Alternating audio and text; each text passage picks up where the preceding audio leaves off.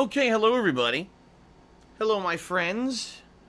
My friends, my humans, my fellow countrymen. Hello, welcome. How are you guys? Welcome back. Welcome back from my break. I hope everyone had a good day away from my streams, no matter what you did yesterday on Saturday. Maybe you just relaxed. Maybe you watched other streams. Maybe you played games for yourself. Maybe you were working. I'm not sure what you guys were doing, but I certainly hope that you guys had a good time during my day off from streaming, okay? I had an incredibly busy day. I was out and about doing a million things. You know, things that we need around the house, things that we had run out of, and we had to go around looking for stuff, and got a lot done. But it was a very hectic day, going from place to place to place all day yesterday. By the time I got home, I was super pooped. But yesterday, when I was not streaming, I got caught up on a lot of the Street Fighter videos from my coverage of the Street Fighter Anniversary Collection this last week. If you guys were not around and you did not check out DSPGaming yesterday, primarily it was gameplay videos of this game. We had a session of Street Fighter 3 Third Strike from the other day that I was trying to play, and then we had the limited amount of matches that I was able to play against viewers. You know, Thursday was going to be my big me versus the world viewers day, and I set up a lobby and I had viewers joining me in Super Turbo, and the lobbies just stopped working after about an hour. They just completely crapped out and would not work anymore. Apparently the game is completely bugged, and everyone is complaining that game lobbies just don't work and that the game is broken, which is sad. I mean, let's face it, making a lobby in a fighting game and playing with people is one of the main attractions of a fighting game. Not everyone just wants to jump online and play randoms in, you know, either casual or ranked matches. A lot of people want to play with their friends or other people, and apparently you can't do that in this game because it is broken right now, which is pretty unfortunate. So I did manage to upload what I had. But sadly, until Capcom decides that they feel like this game is enough of a priority to fix, it looks like I can't really do, you know, lobbies with anybody. And it's pretty sad because I get the feeling Capcom will not take it as a priority. You know, it would have been one thing if this was like Street Fighter 6, and it was a super hyped game and everyone was all over it, and then no one could play with their friends. That's one thing, but this is just a collection of old school games, and I get the feeling Capcom released it as is, and they're like, well, tough titties. You know, if it doesn't work, it doesn't work. That we did minimal effort putting out this collection anyway. So, you know, play it as is or just don't play it. And I get the feeling that's going to be their attitude. So, we may never get a fix. You know? We may never get a fix for this collection, which is pretty unfortunate because the collection deserves it, in my opinion. But anyway, that's basically what I uploaded yesterday. Some Third Strike and some Super Turbo against viewers. Alright, we're back again today, guys. So today is Sunday. Today is the 3rd of June, 2018. Welcome to my stream. This will only be one gameplay stream for today. And FYI, this will be the last major gameplay stream of the Street Fighter collection for its release. You know, I've played it every day. Tuesday, Wednesday, Thursday, Friday, and then today. It's been the major stream, okay? This will be the last day that I do that, at least for now. Here's how I'm going to approach it. Today we're going to finish off my History of Street Fighter series, which I started on Friday. By the way, I would like to say thanks to anyone who was here Friday for that stream or who checked out the videos on demand on YouTube on DSPGaming. It's a very different series than what I'm used to doing. Overall, the feedback I've gotten has been widely received as positive, but it doesn't seem like many people are really watching it on YouTube. On the stream was pretty good. Okay. But on demand on YouTube, it seems like people are just kind of ignoring the series. It is what it is, you know. Sometimes people give yourself attention, sometimes they don't. I hadn't planned on doing a History of Street Fighter regardless until I had this brainstormed idea Thursday night. But people really do seem to like it, who are watching it. In fact, someone who usually makes my thumbnails for me, for my channel, was watching the series and liked it so much, he made custom thumbnails for the entire series. So every video of the series had its own unique thumbnail, which is pretty sweet. So, I hope that you guys are still enjoying the series. We're going to finish this up today. So what does that entail? Well, first of all, Street Fighter Alpha 3. We didn't finish with the Alpha series on Friday. So I'll be checking out Street Fighter Alpha 3, which is actually the most complex of all of the games in the series. It's incredibly complex, okay? It's got isms. For the first time ever, you can actually pick what kind of style of character you want. And I'm going to fully explain all this as I play the game today. The differences between the isms. I'm even debating, maybe I should do 2 runs through Street Fighter Alpha 3, only because I could do like a standard ism, which would either be like A or X or more standard. Then there's V-ism, which is totally different. V-ism is completely and utterly different from the other 2 gameplay modes. So I may actually do 2 runs through Alpha 3 here on stream today, just for the sake of showing you the various 2 different gameplay styles, because they are very different.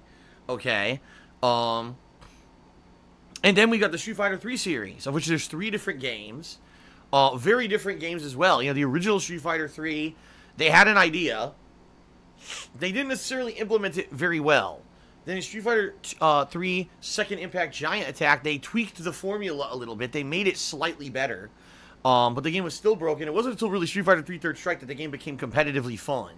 So, and of course we got the final boss. Gil is incredibly cheap. Probably going to take me multiple attempts to kill Gil here. Alright. So, I'm assuming at least 2 hours of the first half, you know, the first half of today's gameplay stream here is going to be the conclusion of my History of Street Fighter series, okay? Then, more than likely when I'm done with that, I'll take a break. Alright, and then when I come back from break, I'll probably ask you guys, what do you want to see? And the options would basically be, number 1, do you want to see some online play? And the question is, if you do want to see online play, what do you want to see it in? I mean, there's 4 games in this collection. So what do you want to see online play in? I would give you guys kind of the open opportunity to sound off in the stream chat and let me know what game, you know, what do you want to see me play online? Okay, that's number 1. Or the other thing I could do that's very different, I could do kind of a challenge run. And what I mean by that is I could try to get to Akuma in Super Turbo, which is actually very difficult. You need to beat the game without ever losing. So no continues, basically. And then what happens is Akuma comes out, he beats up Bison, and you get this big-ass boss fight against Akuma. And if you beat him, I think if you actually just get to him, you get a trophy. I don't even think you need to beat him. I just think you need to get to him. So that's pretty tough. But I could do that today, too. So it's really up to you guys what you want to see. I'll leave it completely open to you guys. Alright. And then we'll go from there. So that'll be today's stream. The conclusion of my History of Street Fighter run. Possibly 2 runs through Alpha 3, since the game is very different with the isms. And I might want to show a little bit of the variety when it comes to isms. I think there's 2 characters I could do okay with V-ism. I think Cody and Zangief are both pretty good with V-ism in this game. So Zangief's crazy because you can actually combo his spinning pile driver into a V-ism combo, which is insane. But anyway, then we'll take a break, and then it'll be up to you if you want to see online play or whatever you want to see. Okay. Tonight, no second stream.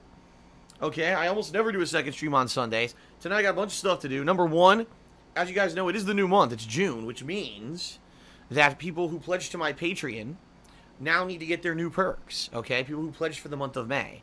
So I have to message all my patrons, let them know how to get their perks this month. In addition, I have to make the new patron thank you crawl for those who did pledge in May. And that has to be added to my weekend preview. That takes a while. Then, of course, there is the weekend preview tonight, which is very important. The reason the weekend preview is important this week is because E3 is coming up. And I want to explain to you guys how E3 is going to be covered. And I will talk all about that in tonight's weekend preview. Alright. So, doing all that tonight, plus I got some other stuff to do here at home. So, no second stream tonight. But starting tomorrow, 5 straight days of double streams. Okay, tomorrow will be the conclusion of my Detroit Become Human alternate choices run. I've probably got between 2 to 3 hours left in the story of the game, because now we're going to see an alternate ending that's completely different than the endings that I got the first time I played the game. Okay, so the ending is basically, number 1, Marcus is going to be doing violent stuff. Very different. Instead of doing protests, he's going to be holding riots. Okay. Number 2, Connor is going to be trying to apprehend Marcus 100%. He's not going to go deviant. He's, excuse me, he's actually going to try to apprehend Marcus. And I'm going to try to keep Kara alive. So, 3 very different outcomes. 3 very different outcomes for the characters.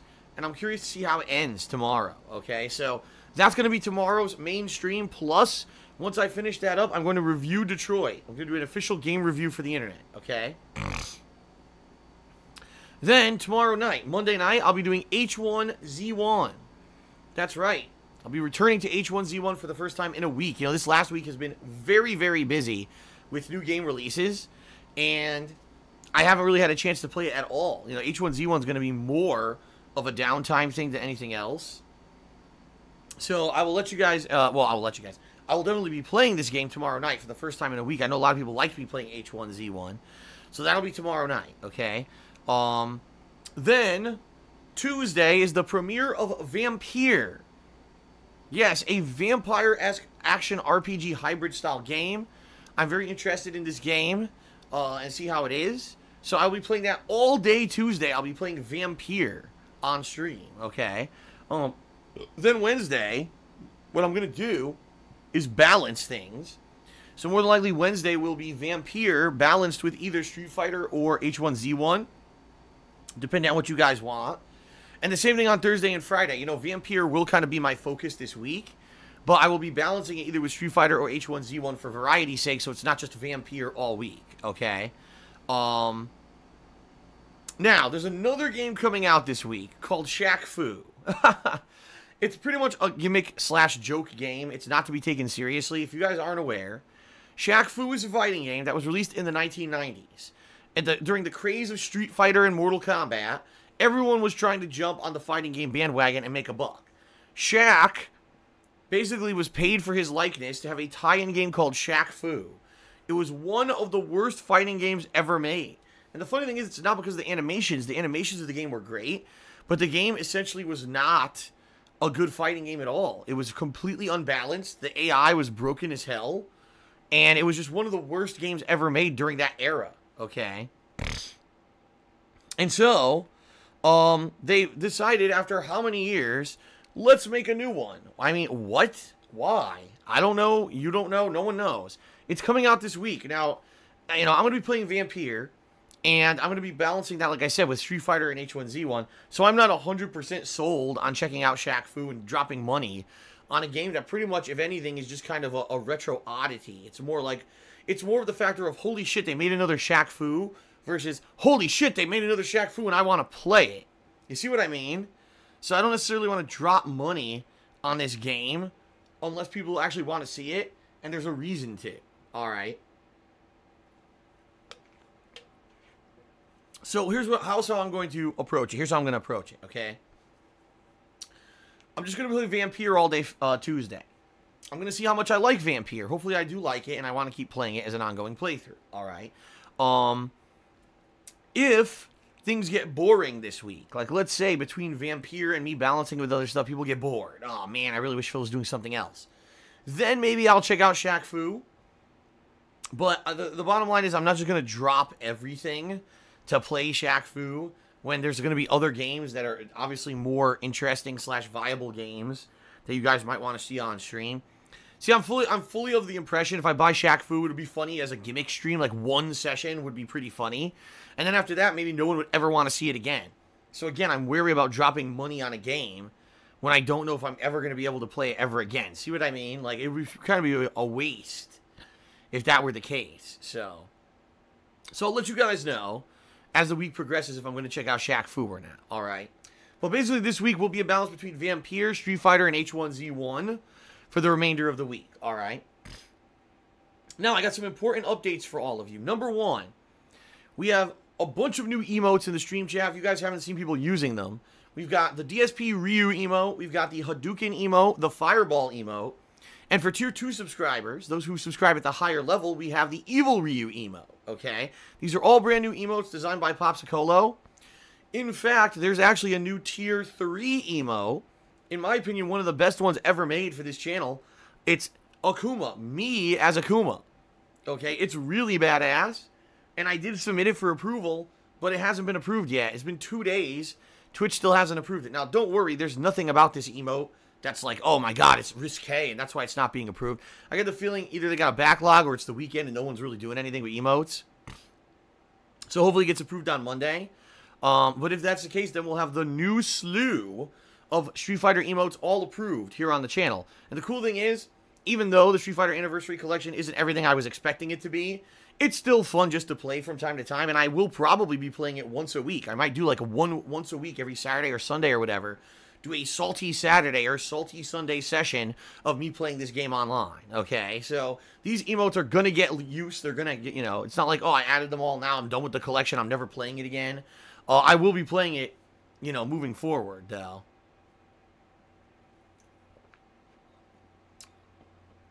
So, all that being said, pretty awesome. New emotes, check them out. If you're not a subscriber, consider subscribing. FYI, guys, tomorrow, I will be setting up a new goal for this month for subscribers, all right? Now, just in general, this month's going to be pretty exciting. We got Vampire, we got E3, we got Jurassic World Evolution next week. By the end of the month, there's a few other new games coming out. All my E3 coverage. Hate Live is returning this month. There's a lot of reasons to subscribe to the channel this month in particular, okay? But I'm going to have a fun goal set up that we hit a certain number of subs this month. I do a fun celebratory goal to thank you guys for your support. And I will announce that soon. Not yet, but soon. Probably either, I'm thinking tomorrow, live on stream, I'm going to announce it, okay? But I got to set it up. I haven't set it up yet. I want to set it up so that people are aware of how it works, etc. So I'll let you know shortly what that goal is, but it's going to be good. Okay? All right.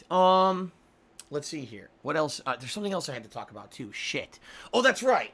In regards to the Patron's Choice playthrough, this is a very important announcement, everybody. There's only 1 week left. There's only 1 week left for people to vote on the Patron's Choice playthrough before we determine the winner, all right? The poll's been going for a week now, and boy, what a flip-flop we've had. At first, games like Final Fantasy IX were in the lead. Then we had a big surge in voting, and for several days, we had a tie between Jak 3 and The Simpsons Hit and Run. And I was like, oh, man, I don't know what's going to win this poll. You know, they're neck and neck. All of a sudden, at the end of the week this last week, we had another surge in voting. More patrons must have realized they could vote. And now, ladies and gentlemen, Half-Life 2 is winning the poll by 2 votes.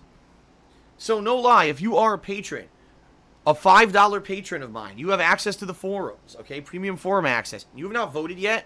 You could literally flip this whole event on its head. Right now, Half-Life 2 is in the lead for Patron's Choice, with Jak 2 and The Simpsons just behind it, and then behind them by like 1 vote or like 2 or 3 other games.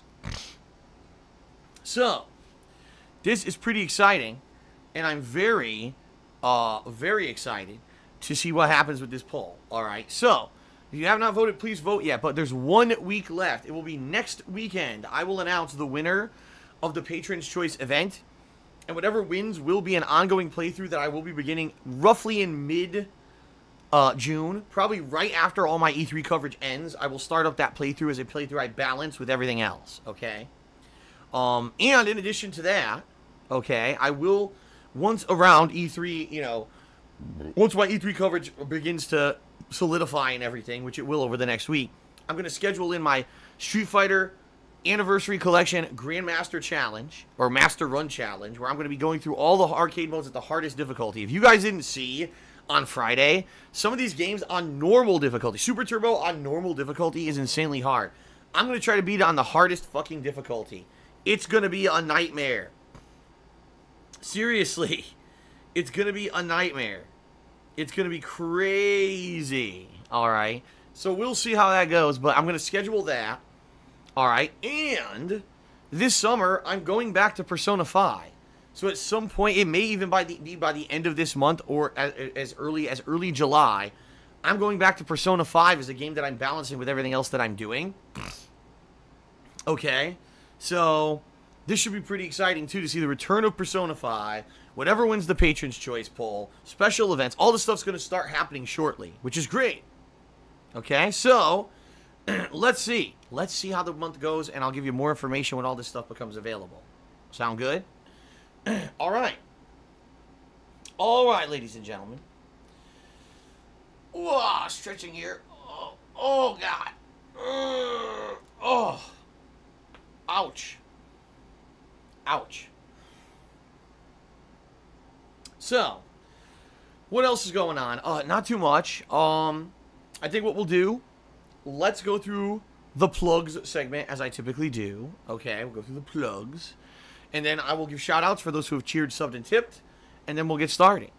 First of all, as you guys can see if you're watching live on stream right now, we have the Stream Stats Leaderboard live. I always have this up during certain streams where I feel it would not hinder. Like, for example, when I'm playing Vampire, chances are I will not have it up. But since we're doing just Street Fighter today, not that big of a deal. So the leaderboard will be up for the entirety of today's stream. So that means if you either subscribe to the channel, cheer, or tip, you're going to get up on the leaderboard if you're the top current person. All right. And you will also increase the total number of subs, depending on who subscribes today. I will update this as I start going through shoutouts, because I'm not sure exactly who cheered what yet. But yeah, it's a good way to get your name up and recognition for the entirety of today's stream, if you are the top cheerer or top tipper. So that's awesome, okay? Also, today is the final day to get onto the weekly cheer leaderboard, because tomorrow it resets. Every Monday, the weekly cheers reset, okay? So FYI, if you're on the leaderboard, oh man, I'm a few bits away from the guy above me for this week. If you want to get in, today would be the day to try to do that, to surpass them before it resets tomorrow, okay? All right. So let's do some plugs, guys. First of all, I want to say thank you guys for 10 awesome years of support as a content creator on the internet. You know, starting out with humble beginnings on YouTube, eventually growing to become one of the most prominent and well-known and prolific Let's Players on YouTube. And then branching out into direct capture and live streaming. Now, daily live streaming on Twitch, becoming more of a live streamer than anything else. It's been a hell of a ride. I really enjoyed the ride, okay? That being said, the best way that you guys can support me is to watch my videos and streams. Very straightforward. But if you would like to go above and beyond just being a standard stream viewer or video watcher and support me in another way, and to ensure that I can keep doing this full-time as I do, putting out these free and fun gameplay streams and videos on a daily basis, there are primarily 3 major ways you can do so. Allow me to tell you right now. The first would be checking out my Patreon and considering pledging. That's over at patreon.com/darksidephil. If you're not aware, every single month I hold a patron pledge drive where people who pledge are directly contributing to me being able to afford doing this for a living, including the cost of games, the cost of equipment, electricity, internet, which is very high, by the way, internet cost. Incredibly crazy, all right? So there you go. But you earn stuff for your contributions. When you pledge to my Patreon, you're earning yourself personal perks. So, for example, as I just mentioned, right now, patrons are voting on what game is going to be part of Patron's Choice. And it's their big influential voting that's actually determining, what's going to happen in this upcoming event. That's crazy that just, someone who pledges $5 to my Patreon is basically massively formulating a playthrough that thousands of people are going to watch, both on stream and on YouTube, right? That's an unprecedented amount of power. So that's just one of the perks you can get for pledging. You could also get text or verbal thank yous in my videos. Like I said, tonight I'm going to do a patron thank you crawl in my weekend preview. That's another thing you can get. You can get a private Q&A video made. I'm not going to go into massive detail, but give it a look over at patreon.com/darksidephil. Anyone who pledges helps me out tremendously, and I am very appreciative of everyone who is a current patron. Thank you guys very much for the support. Okay, that's number 1. Number 2, ladies and gents, we've got my Teespring shop, where you can get all kinds of fun merchandise about myself or the channel, all designed by viewers and fans. T-shirts, sweatshirts, hoodies, stickers, mugs, various kinds of stuff of great quality. I can attest to the quality because I own a bunch of it. I've got shirts that I now own for over a year. They haven't faded despite washing them a ton and wearing them a ton. They're great. The mug, use the mug every single day. Great quality stuff over at Teespring. I personally can say I love the quality. It's good stuff, all right? But anything you buy from my Teespring shop will actually get you guys. Well, not only are you getting a cool collectible, it helps me out because I get a commission for each sale, all right? So please give it a look. Teespring.com/stores/DSPGaming. And, thanks for all of your help in that regard, all right? Last but certainly not least, guys, if you're here live on the stream, and I say that because some people do watch this pre-stream, it is recorded for YouTube and they watch on demand, but if you happen to be here live, and you would like to contribute live, get something out of it, right? Well, you can get a shout out live on the stream if you either cheer, sub, or tip during the course of today's stream. And when I say that, I mean, you know, you'll actually get me verbally reading your message and responding to it. Now, understand, when I'm playing a fighting game, number one, I can't interrupt the match by reading your shout outs. Typically, that would make me lose. But I will do my best to fit your shout outs between the matches during the course of today's stream, all right? However, there's two criteria that you should follow if you want to try to get a shout out. Number one is please be as short-winded and as concise as possible. The less words you use and the shorter your message is, the bigger chance I'm going to read it out and fully respond to it on the stream. Some people go crazy with these giant paragraphs and the like. No, I'm not going to completely derail today's stream for, 10 minutes to answer one question. This is not a Q&A show. However, I do field quick questions, so please keep it as short as possible. Number two, please, stay on topic. Please, do your best to be positive, and please don't derail the chat with negativity. Well, here's what I mean by that. You got a quick question or something about something, great. But please don't come in and say, Phil, I heard this guy publicly insulted you. He's a dick. He's stealing your content, blah, blah, blah. I don't care about that. That's not what the stream is about. Please don't come in insulting me or insulting others as well. And also, please don't try to derail the chat with crazy topics like politics or religion and, the taboo topics that gaming streamers aren't going to be talking about. I'm here to entertain you, to put out a fun and informative stream, and to make sure everyone's having a good time, or else why are you here, right? You're not here to punish yourself. You're here to enjoy yourself. And so please abide by these criteria. In general, 95% of the people here get it. There's always a few bad apples who are trying to basically stir the pot or incite drama or just in general, be negative. And you're always going to have that, but understand that it is at my subjective discretion what I read and what I don't read. So if you cheer, sub, or tip and I don't read your message, there is a chance I just missed it, and I apologize for that. That does happen. But sometimes I feel something's off topic, or there's nothing that I could respond to it that would be valid, or it's just going to cause drama. And sometimes I don't read everything, okay? Okay. Now, number two, guys. Maybe you would like to go a step further. Maybe you would like to actually get visual recognition for your contributions on stream. That's perfectly cool, and yes, you can get that. If you either cheer 50 bits or more in one single cheer, or if you subscribe to the channel and wait a few minutes, and then a share button will appear if you click on that share button, or if you tip me $5 or more at one time, you will get an on-screen thank you notification. That's a cool animation designed by Popsicolo, longtime viewer, fan, and moderator here.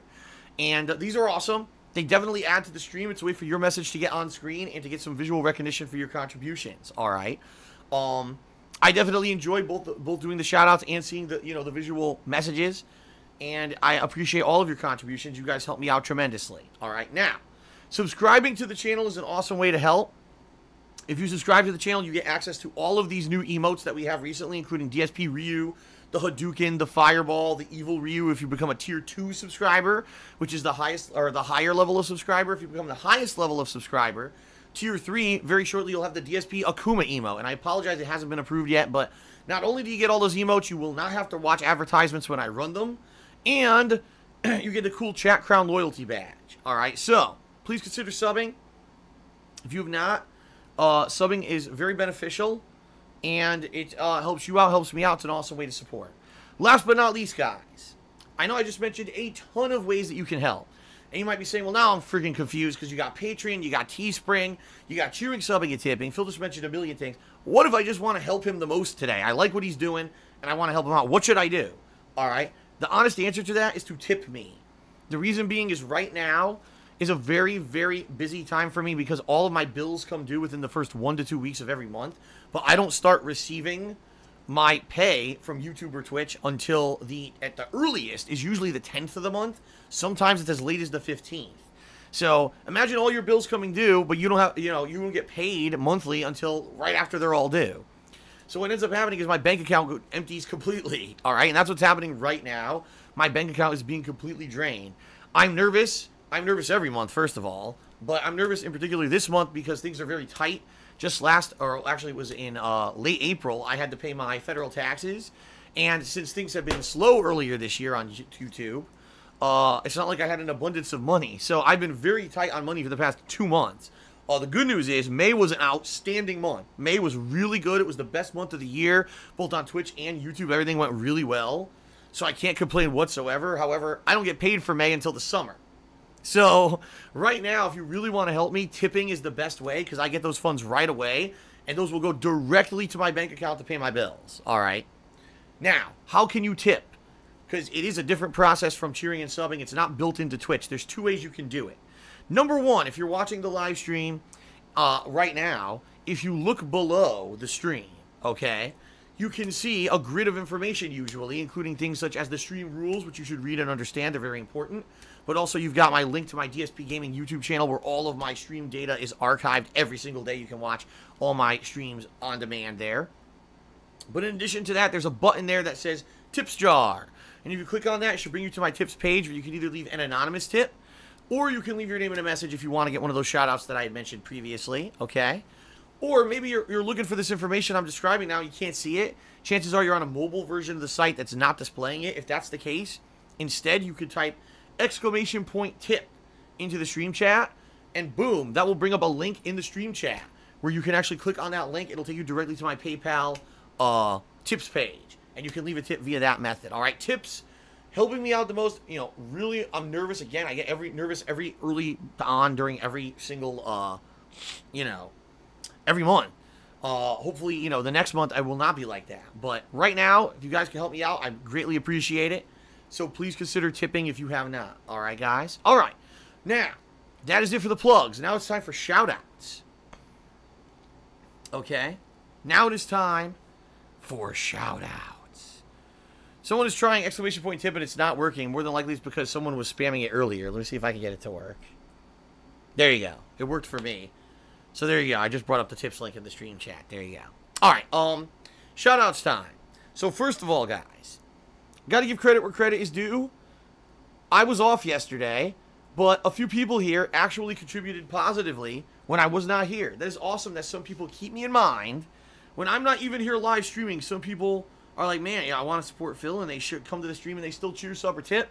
And I definitely want to be sure to give these guys credit, all right? So, in no particular order, thank you to the following individuals. First of all, to Golden Colts, who did both 105 and then later on 109-bit cheer. Thank you, Golden Colts, for those cheers. I appreciate your support.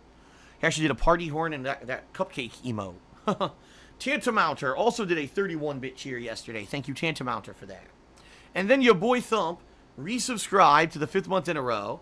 And he says, I haven't been on the streams for a couple of days because I've been working a lot in my last couple of weeks. However, I have been a fan of yours since 2012. Thanks for the years of content. And here's to 5 months of being a sub over on Twitch.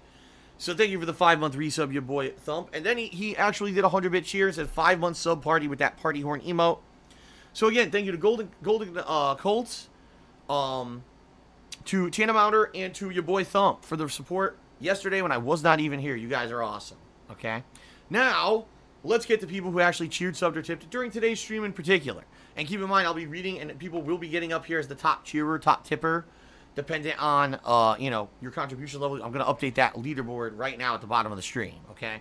So, HardyBuck5 cheered and said, Detroit Become Human is 80 gigabyte install size. This game installs are getting ridiculous. Yes. Yeah, Detroit is huge. Detroit has a very huge install size. Mostly because if you guys have watched my playthrough or played the game yourselves, you'd know the graphics are very photorealistic. You know, much like much like Beyond Two Souls or Heavy Rain. You know, these are very high quality character scans in the game, and they really try to make everyone look real. So yeah, the graphics are very, very intense, and the game is a huge install size.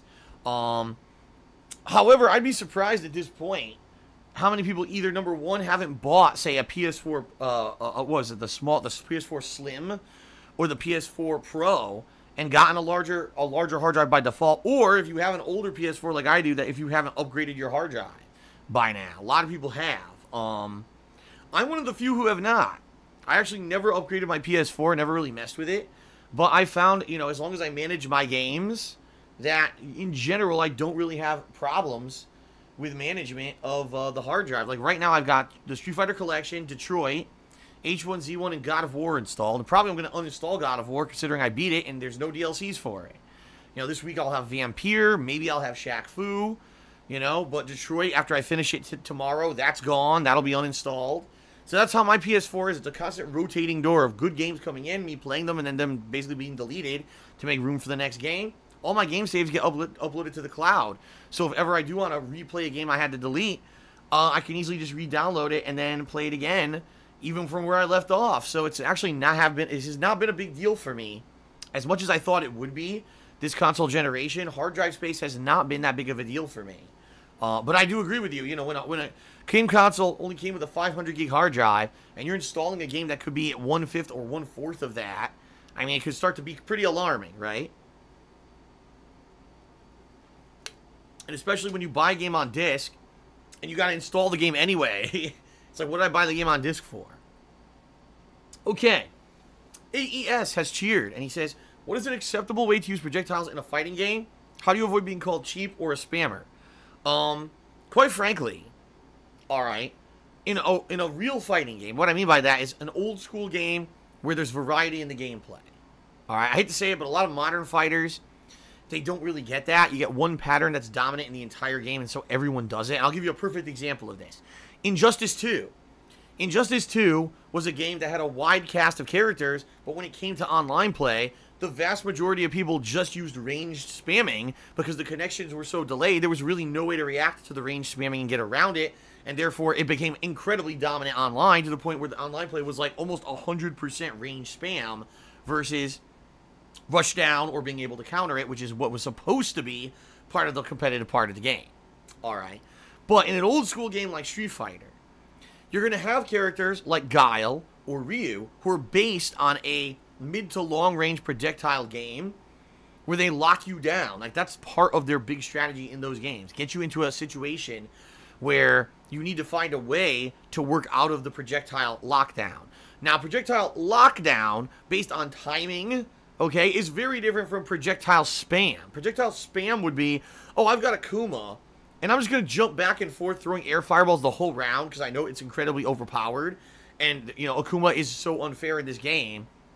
There's no real way to counter it. So I'm just going to willy-nilly just throw fucking hundreds of fireballs with no actual timing, no skill or actual patience or anything. You know, I'm just going to do it. And I still win because online there's lag and there's no real way to counter this, right? That's projectile spam. You know, this is very different from, I'll say the other day I was playing one or two Ryus in Super Turbo.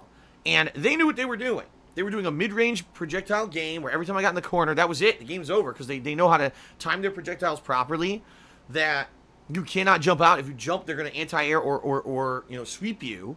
So you can't ever jump over them. All you could really do is try to counter them with your own projectile. But if you're a charge character, like, for example, my DJ, you lose charge. You do one fireball, now you can't counter the next one. You know, that's not spam. That's an intentional mid-range gameplay.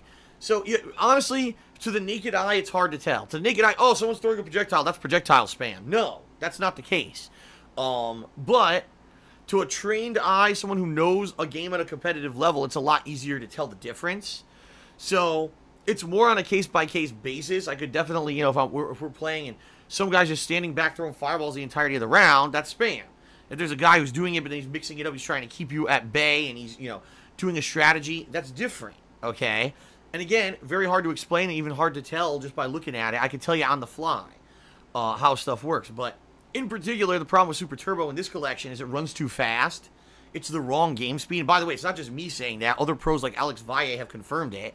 And that means the game cannot be played properly. Like, characters like Ryu or Old Sagat end up being incredibly better because they, on reaction, could just do their rounded motion moves like dragon punches or fireballs, while other characters who are charge characters are at a massive disadvantage because, number one, their charge times have been dramatically reduced, and you don't know the proper timing to actually get your charge move. Sometimes you can get it faster, but you don't know that. Number two, it's incredibly hard to do anything on reaction with a charge move because, again, the charge times have been changed, so you have to, like, know, oh, okay, I can do it now, but not now. Versus these other characters, you could just do a rounded motion at any point, and the move comes out no matter what. So basically, charge characters suck in Super Turbo, and it makes it so that characters like Ryu are incredibly good. So that sucks because when it comes to projectile spam, you're going to see a lot of people like using Old Sagat and Ryu just doing fireball, fireball, fireball, fireball, fireball, fireball. Like, what the fuck? I can't do anything about it because the game's running so fast. You know, I can't even get a charge to counter this shit. And that's sad, but there you go. I mean, like I said, once we get more information on if and when they're going to fix the game, once the game gets played more, maybe I'll find a way around it. But for now, you know, fireball spam is not that big of a deal, but I'll definitely, when I play the game, you know, online, I'll tell you the difference when we see it, okay? Okay. Hardy Buck Cheer, says, can you recall the last time you went to a bar and got wasted? Oh my god. Probably the last time I got wasted. Holy shit, now we're really going back. Probably Evo. And I'm serious about that. Probably like Evo 2006? It was either 2006 or 2007. I can't remember. I just remember I went to the bar with a bunch of Street Fighter guys and we all got drunk and, you know, we're hanging out or whatever. That was probably the last time I had, because I knew I was in a hotel. I'm fine. What am I going to do if I get drunk? I go back to my hotel room and crash, right? Very few times in my life have I got 100% like sloppy wasted and then, you know, had to find a way home or anything like that. One time I was in Michigan. Excuse me, I take that back. I was in Milwaukee, Wisconsin, for a conference, a national conference of a insurance company that I was doing training on. So they sent me to their national conference, and we had gone out to a bar. I got sloppy drunk there, but I ended up getting back to the hotel, thank God. And Evo, that one year, I remember I got pretty wasted. But typically, I can't do that anymore. I drive, you know. So if I go to a bar, I have one drink tops. Then I have to go home. You have to get home. So, you know, it's been quite some time since I've actually gotten wasted at a bar or anything like that. Okay. All right. Let's see here. All right. Shout out to my mom. I don't know why this guy spells his name like that. It's pretty funny. He's probably supposed to be, oh, Phil said his mom or something, right? He says, so I was hoping to see you slap Low Tier God's ass in Super Turbo when the online lobbies were finally fixed, but I heard rumors he got scared and backed out. Can you confirm this? I have no idea. As you guys know, I don't watch anyone else's streams. I know nothing about anything. So I have no idea. Here's the deal. Here's what happened. Last week, before I attempted to play with people in lobbies, so this was like Wednesday night, I challenged Low Tier God to both online Super Turbo and Hyper Fight. Not Hyper Fighting, excuse me. Online Super Turbo and Third Strike. And then I said if he wants to play Hyper Fighting or Alpha 3, that's fine, but I'm not very good at Alpha 3 at all, you know. And I pretty much figured he didn't know how to play Hyper Fighting. So I made this public challenge on Twitter. It got over 200, you know, likes and tweets and everything. People were going nuts for it. He apparently accepted. He said, all right, I'll DM you tomorrow, and we'll talk about it, all right? Okay. Well, Thursday came and went. Friday came and went. Saturday came and went. No DM, nothing from this guy, all right? I don't watch his streams. I don't know if and what he said about it at all. I have no idea. But I haven't heard from him. Now, in the meantime, from when all that happened, I went on Thursday to play with viewers and found out lobbies don't even work. The lobby system is busted and doesn't work. So even if I wanted to set up something with him, I don't even know if it would work. Like we say, oh, all right, this date and time, we go to set up a lobby, the fucking thing just doesn't work, it doesn't load and crashes. It's a waste of everyone's time, right? So in essence, whether or not he actually does want to do it or not, it's impossible right now because the lobby system doesn't work in the game. You know, so it's kind of a moot point. It would have been one thing if, you know, he had accepted and then we went to do it and he backs out. It doesn't even matter. We can't even do it anyway. So quite frankly, I don't even really care whether or not he's backed out or not, because we can't even play. You know, it would be one thing, again, if we had this big hype event we set up and we were both talking about it a lot, and everyone was hyped for it and excited, and then we go to do it and he backs out. That's not what happened. What happened is he basically said, I'll message you about it, we'll talk about it. He didn't message me, and then I found out the lobby system didn't work anyway. So to me, it's kind of like, damn, you know, I tried, guys. I tried to do something fun with the collection and build up a little bit of hype for it and get you guys excited for a match you guys probably wanted to see for a while. But it seems to me like it's not going to happen because the game doesn't work, right? Even if we wanted to do it, the game doesn't work. So it's kind of like, damn, you know, boy did Capcom kill any kind of hype they could have created for this collection by making a non-fucking functional game. You know what I mean? Pretty stupid. But again, like I've been saying all along for this collection, it seems to me Capcom just wanted a cash-in opportunity. They knew this was a big anniversary year for Street Fighter.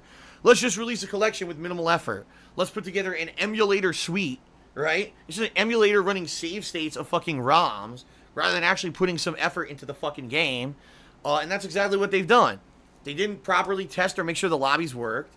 They didn't see if the game speeds were correct. They didn't even care if Akuma was selectable in ranked matches. They just didn't care. They just wanted your money and put no effort into the fucking collection. So, you just gotta shrug and say, it is what it is. This is modern Capcom. This is literally what Capcom has come to. How do I find a way to nickel and dime the consumer? How do I find a way to take your money and basically laugh about it and not really do anything, you know, to put out quality content anymore? They haven't done so in a while. And I just gotta kind of shrug and say, they got me again. Right? They got me again, man. They got me with Ultra Street Fighter 2. They got me with the collection.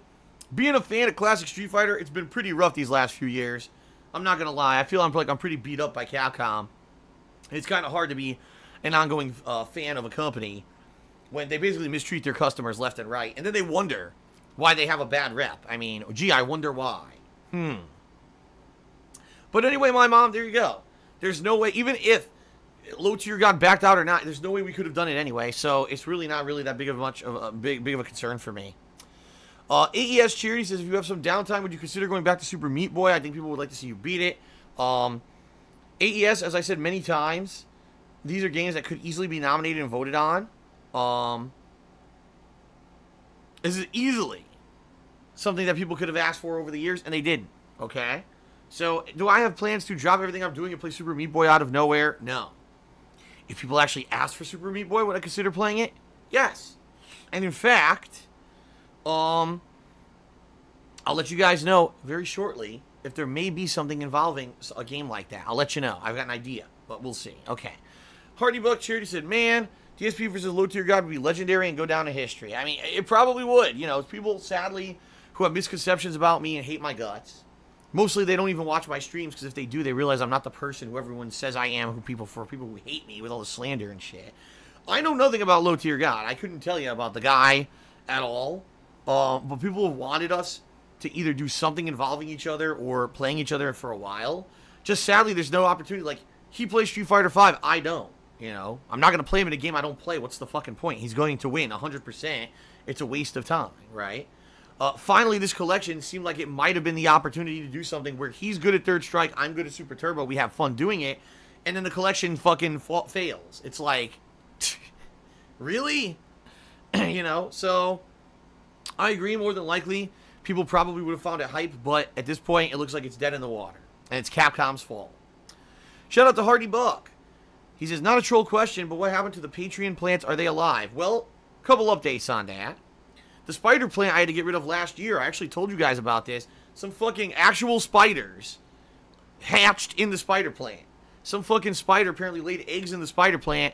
And one morning I woke up to water. I look and there's a giant, like, web on it. I'm like, what is this? And I look, there's microscopic baby spiders on the fucking thing. So I had to throw it into my garage, spray the fuck out of it with bug spray, and kill it and get rid of it. That's been gone since last year, okay? Another plant that I had was called the snake plant, or I think it was like the mother-in-law's tongue, which is a very insulting name for it, in my opinion. Sadly, it didn't work out, and here's why. I wanted to have it upstairs, in my upstairs hallway, but my upstairs hallway gets 0% sunlight. There's no windows in the upstairs hall. So this plant survived, I'd say, probably 6 to 8 months, and then it started to die because it wasn't getting natural sunlight. I just didn't have anywhere else to put it. Already at my back door, I had another plant. And I was like, well, I don't know what to do. And then it started dying, so it ended up getting rid of that one, okay? I do still have my bamboo, and I do still have my Madagascar dragon tree. Although it's hilarious, because people say they're Patreon plants. Patreon did not pay for these plants. I don't know what impression people got that Patreon paid for the plants. It didn't. People are just stupid and make shit up. Oh my god, Phil spent money on plants? He spent Patreon dollars on plants. No, in reality, I charged it like I do with everything else, because I don't have any money. If I'm going to buy something, I charge it to a charge card.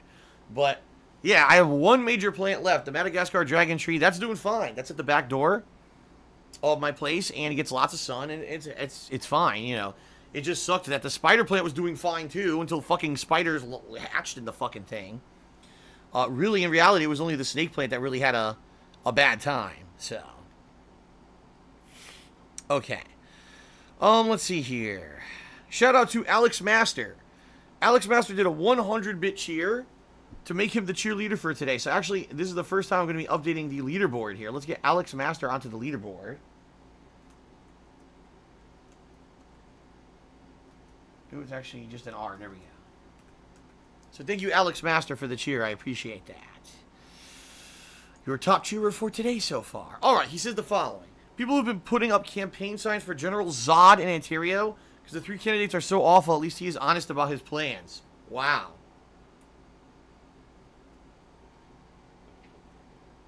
That's quite the interesting meme to use for a political campaign, because when the hell was the last time General Zod was pertinent in anything? I mean, Superman, what was it? Superman, what was the movie? Man of Steel? Which was, you know, how long ago? Holy shit, that's old. You know what I mean? So, damn, talk about something that's, like, outdated. What, is anyone even understanding the meme? It's not like General Zod is mainstream popular, or just a normal people where someone would see something of Zod and say, oh, I know what that is, you know? I mean, that's funny. I get the joke, but I don't know if everyone else would. That's kind of weird, though.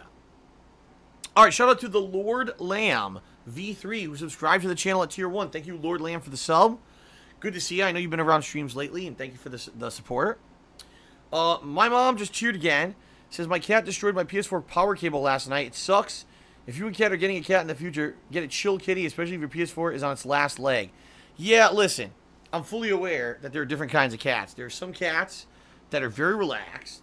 They like to exist. See, the thing about cats is this. They're very independent creatures. Unlike a dog that's like a little baby that's always constantly got to have attention bothering you. A lot of cats don't want that. A lot of cats will want to go off and do their own thing. And if they want attention or affection, they'll come and hang out with you. If they want food or whatever. Some cats are lap cats, where at night you're relaxing, they'll jump on you. They want to be pet and stuff. But in general, cats can be very laid back and independent. But there's also cats that just get into everything. Oh, I gotta fucking chew this. I gotta fucking piss on this. I gotta tear your fucking blinds up, you know, with my claws. And I gotta fucking eat your furniture, pissing shit everywhere. Eat your fucking wires. And it's pretty inexplicable. Like, why do they do it? You know, do you really think your cat enjoyed eating the fucking wire? Like, you know what I mean? They're just, sometimes they're assholes. I don't know what else to say. Cats can be assholes. So, I feel for you. It sucks when they do shit like that. In general, any pet that I get would never be allowed in my office ever. Unless I'm highly supervising them. So the cat comes in for 5 minutes to be on stream or whatever. Okay, you guys can see the cat on stream and it hangs out. Then it's, get the fuck out. Because I can't babysit a cat while I'm trying to play a game or record a stream, you know. Last thing I want exactly right is, oh, I'm playing a game, I'm hyper into it, and then the fucking cat chews a cord. Oh, well, now my video's out, and, you know, now we can't even continue to stream, so I gotta go buy another fucking cable and shit. No, I'll have none of that. So I'm not saying that you would never see a pet. I'm just saying that the pet would be pet a lot of times, and then we would get this to serious work business where the pet gets the fuck out, and I get to work. So, yeah, a cat would not have free reign in my office and chew all my shit up. Hell no. Hell no. Okay. Shout out to AR2V2444, who subscribed to the channel. You have one of the hardest names to read on stream, but thank you for your support. I appreciate that. Very nice. Okay, Johnny Source Rex Charity said, would you ever have a drink with a fan? Excuse me. Well, I've done so before, but primarily, I've done it only at, like, when I intentionally went, say, to a gaming convention, and, you know, after an event or whatever, went to get a drink at the bar, which I've done before, hung out with fans, and, you know, had food or drinks with fans and stuff. You know, I'm certainly not against that. It's just that in my normal life, I don't usually, let me put it this way. My life is very hectic. You guys know this. I'm working at least 6 days a week. And those days are, like, bell to bell, buzzer to buzzer, busy. Between, you know, streaming a million hours, you know, every day I'm streaming a minimum of 6, if not 8 to 10 hours. You guys got to realize there's setup, there's pre-stream, there's actual gameplay, then there's the uploading of the videos and getting those on YouTube. So you're talking half my day is work to begin with. Then in the very few hours I get outside of that, I'm trying to spend time with my girl or you know, dinner, chores around the house, you know, things that are important. And then a few hours of downtime before I go to sleep. So, My days are packed, you know. And then when I finally get one day out a week, I want to spend it with my girl. It's not like, oh, now it's time to go look for fans and have drinks and stuff like that. You know what I mean? Chances are if a fan runs into me on a day off, I'm very busy. But I'm always happy. I've always been happy to shake a hand, take a picture, whatever. You know, have a quick conversation. I'm totally cool with that. I'm not the kind of snooty person that would ignore someone in real life or blow them off and say I'm too busy or, oh, the paparazzi, oh. I'm not like that at all. You know, I see myself as just a normal person. I'm flattered that anyone would ever care to want a picture with me or whatever. I think that's kind of silly in my opinion. Because I don't see myself as an e-celebrity or anything. I just see myself as a normal guy who plays games on the internet. But that being said, I've never really had like a fan just ask me, oh, would you like to have a drink or whatever in person? I've had a few people say, oh, Phil, I'm going to be in the Seattle area this date. Would you like to have a drink or whatever? I'm like, usually I say, no, I'm sorry. I just don't have time. You know, I'm constantly working when I'm not. It's my very little bit of time off to spend with my significant other, and that's what that is. I'm not going to, you know, cut now into that already small amount of time to try to set up drinks and stuff with people. See what I mean? So, even though I appreciate the sentiment of people who may want to hang out with me, and there really is little to no opportunity to do so. You know, just real talk. My lifestyle is just very busy. Big Bosley did a 50-bit cheer. He said, what are your thoughts on fully self-driving vehicles where you can just get in and go to sleep? We're not there yet. Could we eventually get there? Yeah. I don't think we're anywhere even near the kind of sensor technology or whatever. Plus, what you got to realize is that the X factor of the fact that there's so few of these vehicles on the roads that it would be one thing if every car was autonomous and they all followed a rule set, right? Then they'd all be about it. You got humans driving cars who do just stupid shit. So how does an automated car react to a human who is stupid on a cell phone, not paying fucking attention, and just decides to drive head on into you? Does it try to back up automatically? Does it do a calculation and say, well, if I try to back out of the way and I hit someone behind me, there's a less assessment of risk, right? Where the driver will be less hurt if I back into someone behind me than if I let this guy do a head-on collision. You know, there's a lot of factors that go into this, you know. I don't think we're anywhere near the level of sophistication or in the technology to be able to do these kind of decisions. And will we eventually be? Maybe. But right now, you know, you hear, oh, these horror stories. There was a self-driving car on the road that killed someone. Great. You know, these things are just in test, and there's very few of them. Out of the few in test, it already killed somebody. That's not a good sign. But at the same time, will we get there eventually? It would certainly be a nice thing to just say, oh, I'll going to work or going to the mall today. You just jump in the car, you sit and relax. It's a relaxing time while your car just takes you there, right? Of course, the other thing you have to realize is responsibility. Right now, if you get into a car accident, you're responsible because you're the driver. What if you buy an automated car, you get in the car gets into an accident, who's responsible? You, but you're not driving it. You didn't write that software, you didn't even have your hands on a wheel, the car got into the accident, therefore now you've got a whole new realm of legal issues. Is it the car manufacturer who's at fault? If that's the case, what car manufacturer wants to take on legal responsibility of everything that ever happens in its own cars? You see what I mean? Like, self-driving cars right now seem like a great idea, but they open up such a realm of complications when it comes to all these things that people don't think about, that I don't know, you know, in my lifetime, I honestly don't think that we'd ever see people doing this, realistically. So, okay. Shout out to the Honest Troll. He says, great seeing the Side Men, don't know who the hell that is, raise money for charity yesterday. If you ever get out of your financial financial quandary, I don't think that's how you spell it. I think you use an extra A there. But he says, would you ever do a charity stream or event, maybe an anti-bullying foundation? I wanted to do a charity event. It was actually, you guys, I've talked about this a few times. It was a few years ago. I actually had one planned. I had a foundation I was going to do it for. I had one or two people who were other YouTubers / streamers who were actually going to appear during this event. I just didn't talk about it at all because I was afraid that if I did, that people would try to ruin it. In fact, I knew a few people who had done charity events who basically had been DDoS attacked and stuff like that. So I didn't want to reveal it was going to happen until like the last minute. And as I was planning this, that was the summer when everyone fucked with me. Where, you know, false copyright strikes, mass slander against me, everything at once. So basically, a charity event that I had planned on for like 2 months and had everything organized and ready to go. I just canceled the whole fucking thing because I was like, there's no point. If I do it now, there's so many people being nasty to me. You know they're going to ruin it. So I'll just save it up for a time if and when, you know, it may be a better idea. I still dabble from time to time with the idea of a charity event. I do. The problem is I just get the feeling that if I were to try to do a charity event, there'd be so many nasty people trying to ruin it that it may just be more of a waste of time. I would say more harm than good. No, because it won't harm anything. But it may just be a waste of time where a lot of time and effort goes into something to be well-intentioned, you know, and then it gets ruined by assholes finding every possible way to fuck with it, you know. You know, if I did a charity event, people would come spam the stream chat, you know, constantly to make it bad. You know, people would try to do things with Twitch and YouTube, you know. They would do all these things to try to fuck with me to make it not work. And why? I don't know. You tell me. If it's a well-intentioned event where I'm just trying to raise funds for charity, why would they do that? I don't know, but they do on a regular basis. They fuck with me, you know. So it is what it is.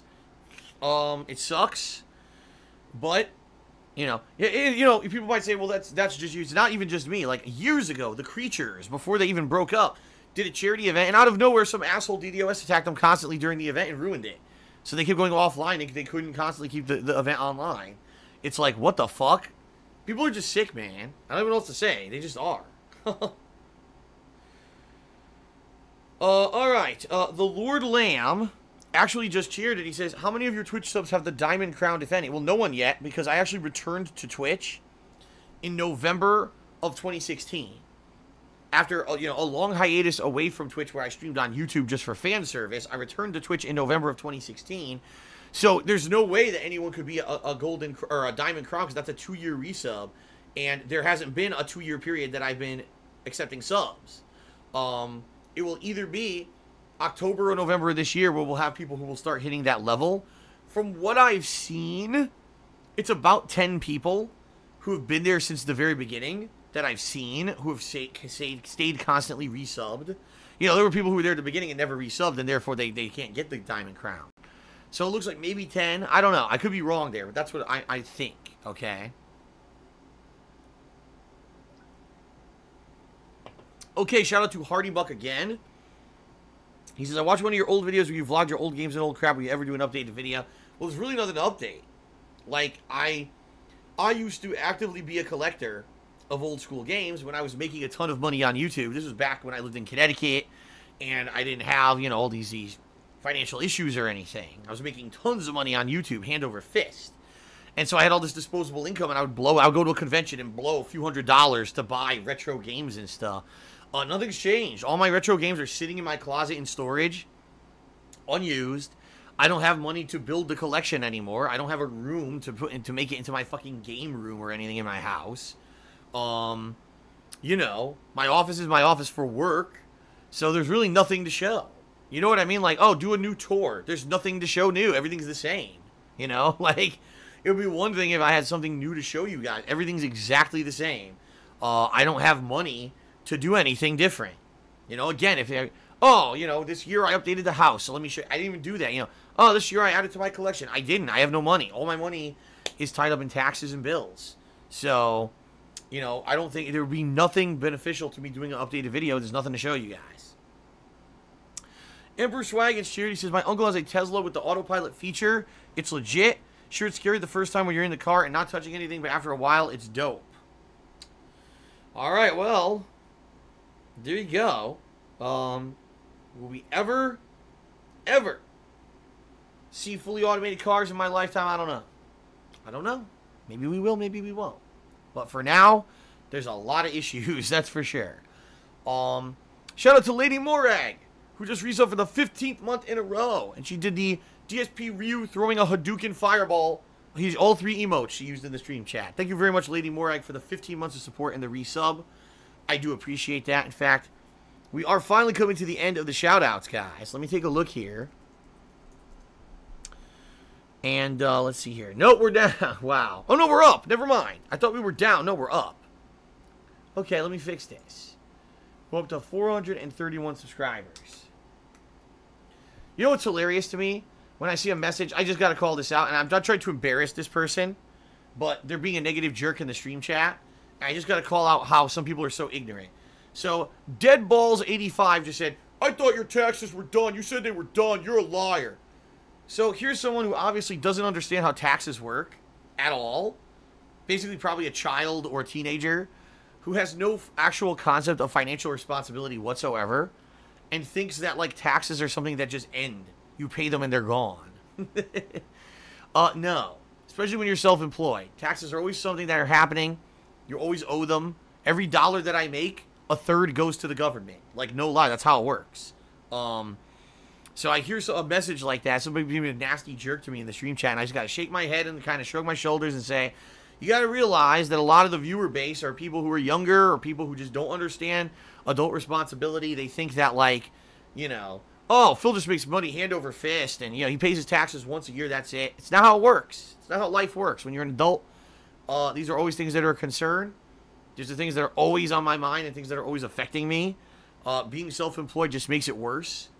And right now I'm behind on taxes. Real talk. Right now I'm behind. I'm supposed to owe my second tax payment, federal tax payment for the year by the middle of June. I don't have the money. That's 2 tax payments I'm behind already, federally. That's not good. That's really bad. And what I need to do now is for the rest of the year, I'm going to be playing catch-up. All the work that I do between now and the end of 2018, any money I earn, that's, oh, wow, Phil had a good month, that money goes to taxes. You know, I'm already behind on taxes by thousands and thousands of dollars. And if I want to keep my house, I have to find a way to pay these taxes by next year. You know? So, there you go, you know. It's always a concern. It's always something that's on my mind. And it sucks that that's the situation I'm in, but being self-employed, you know, really I was fine. I never had a problem with my taxes whatsoever till last year when I found out I owed these back state taxes. And it's been a rigmarole since then. Like, late last year was a nightmare. This year so far has been a nightmare. Finally, I can tell you this month I'm taking care of the back state tax situation to the point where it'll be done. And I can wash my hands of it. But now I'm behind on federal taxes because I was dealing with the state taxes. So, that's how the system works. And until finally I get consistently great performance on stream and on YouTube where I'm making a little bit of extra money every month that could go towards those taxes, I'm always going to be in this kind of crappy situation. You see what I mean? It is what it is, guys. But anyway, that's neither here nor there, just responding to a really silly message in the stream chat. Alright. Alright, guys. So thank you. First of all, thank you to Alex Master for the top cheer. Thank you to the people who subbed on pre-stream. We're up a few subs. That's great. I did not get any tips yet, so that's why I have not updated top tip. Keep in mind, guys, the best way for you guys to support me is to tip me. If you tip me, it helps me tremendously. That's going to help me with my bills right now to pay my bills. So, please, if you're looking for a way to support cheer, sub, or tip, please tip me if you can. That is the best, way to support me right now and help out with everything going on with me. All right. Last but not least, I want to give a top 10 readout, because this will be the last opportunity that I have to do this. Alright? The very last opportunity that I have for the top 10 shoutouts. So the top 10 people who contributed this week. Thank you to you guys. Let's give a shout out. Number 10, it's Sedella. Number 9 was Black Mage C-Type. Number 8 was Vashirano. Number 7, Arc Light. Number 6, Infinite. Number 5, Deluxe Swine. Number 4, Yusuke 14K. Number 3 was Smart Weirdo. Number 2, Mark McCauley. And number 1, King Swaggins. Thank you guys very much for that. I appreciate it. All of your support. YOLO Dobber cheered and asked a really silly question about payment plans for federal taxes and deductions about utilities. I don't even know what you're talking about. I'm not even going to get into that now because it's neither here nor there. You know, I got a long ways to go before I'm officially big behind on taxes, so we're going to see how this year goes. I hope things go well this year. If things go well, like I said, on stream and YouTube, then I'm fine. But if they don't, then I'm in a pickle come 2019, so we'll see. But alright, guys. That is it.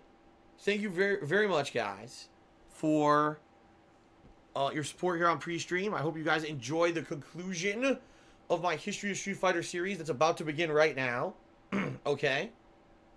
And, that is it. Thank you. And let's get started with the conclusion. So we're going to do Alpha 3, probably 2 runs through Alpha 3. Because like I said, I think I want to do standard Aism to show you guys how that works. But then I think I want to do a Vism run with either Cody or Geef. So I'll probably do 2 different runs to show you how the game varies in gameplay-wise completely. And then I'll probably do all 3 Street Fighter 3 games. And then that'll be it for the history of Street Fighter run. We'll end that. And then second half of the stream, I'll switch over and do something different based on what you guys want. Okay? Alright, guys. Thank you very much. I appreciate it. And let's get started. Sound good? Alright, thank you guys. And let's begin.